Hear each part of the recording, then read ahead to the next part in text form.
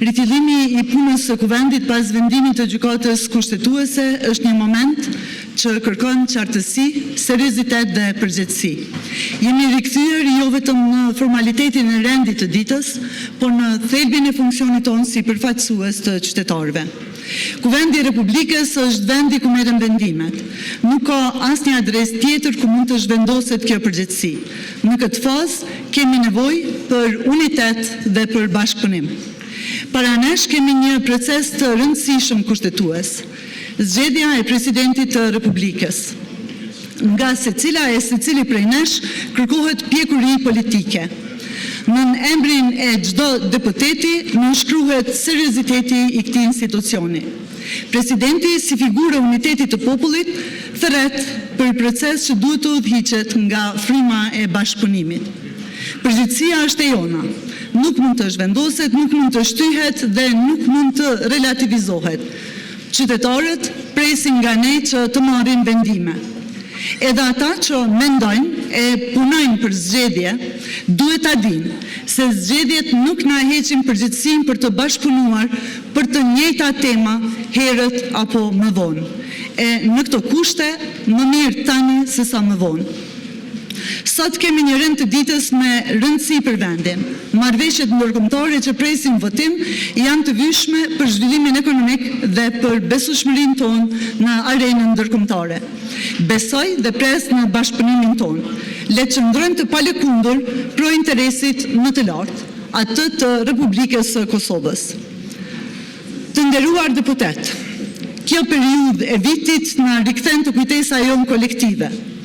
Pranvera për ne është një kohë reflektimi për sakrificën mbi të cilën është ndërtuar Republika jonë.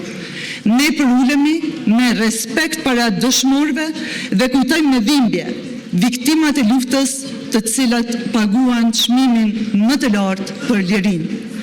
Kjo kujtesë nuk duhet të mbetet vetëm në fjalë apo në ceremoni.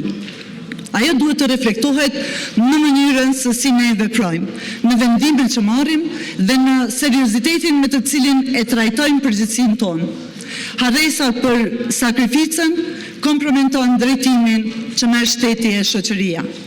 Në këtë kontekst, debatet e fundit lidhur me këtë temë na dëshmojnë se sa e ndjeshme mbetet çështja e kujtesës sonë historike. Ne jemi shoqëri demokratike dhe debati është I domosdoshëm, por ky debat duhet të jetë I përgjegjshëm, I bazuar në fakte dhe I zhvilluar me respekt të veçantë për të vërtetën, mbi metoda shkencore, mbi të gjitha me një respekt të thellë për ndjenjat dhe vuajtjet e jashtëzakonshme të qytetarëve tanë. Sa herë veprojmë si përfaqësues politik e institucional, na duhet të mos harrojmë lotët ende të pathara në çdo familje tonë. Lufta jonë çlirimtare është një fakt historik dhe moral që nuk mund të relativizohet. Kjo nuk e përjashton nevojën për reflektim dhe për diskutim, por e vendos atë në një kornizë të qartë të përgjegjësisë. Në këtë kuptim është vendi edhe për një thirrje që secili e kushdo që ka të dhëna të bashkëpunoj me Institutin për krimet e luftës. Veprimet tona për këto vite lidhur me dokumentimin e krimeve të luftës janë iniciuar me qëllim të mirë e në mirëbesim të kauzës së përbashkët që e kemi si shoqëri.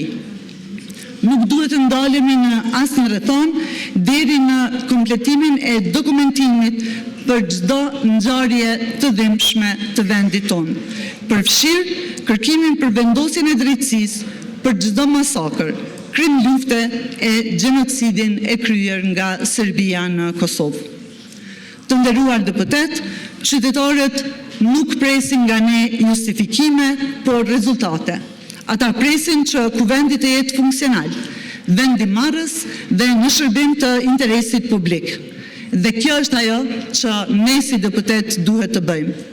Le të tregojmë se jemi në lartësinë e përgjegjësisë që kemi marrë. Le të veprojmë me qartësi, me maturi dhe me vendosmëri. Faleminderit.